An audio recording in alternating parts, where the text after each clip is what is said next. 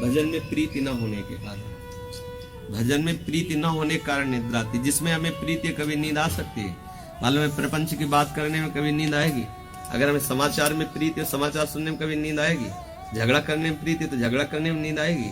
भोग भोगने में प्रीति है तो किसी भी भोग को भोगते समय क्या किसी को नींद आएगी? भजन में ही क्यों आती है? क्योंकि भजन में प्रीति नहीं।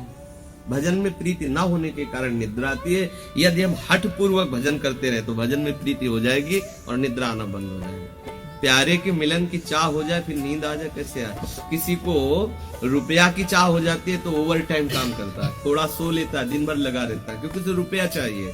किसी को प्रभु की चाह लग जाए तो उसे नींद कैसे आ सकती? पर चाह प्रकट होने के पहले हमें जो विकार सताते उसके लिए हमें भजन हट करके करना होगा। हमको भी नींद आती थी शुरुआत में जब भजन में, तो हम तो अपने ऐसे काटते थे, जैसे बैठे बैठे नींद आए तो ऐसे काटे कस के, एक दो बार ऐसे थप्पड़ भी मारे, कुछ पानी रख लिया, ऐसे पानी ठंडा ठंडा डाला। कभी ऐसे भी नहीं शांत हुई तो चले, क्योंकि बच्चा थे ना उसे, तो दौड़ते ऐसे चले, चलते हुए टहलते हुए। हमें नींद से लड़ना है। तभी नींद के लिए ये देखना चाहिए कि हमारा पेट साफ होना चाहिए। अगर पेट ना साफ होगा तो नींद आएगी।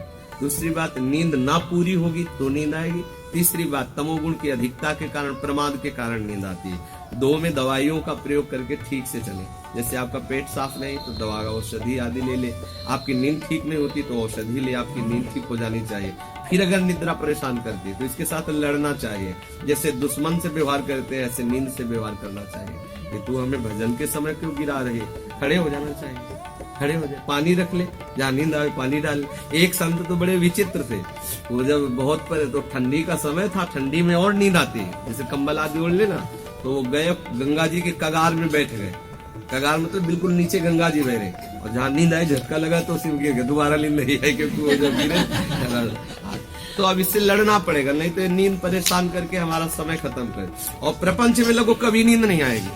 आप टीवी देखो, समाचार सुनो, कभी नींद आएगी? नहीं आएगी। प्रपंच में नहीं, भजन में आ जाएगी, सत्संग में आ जाएगी।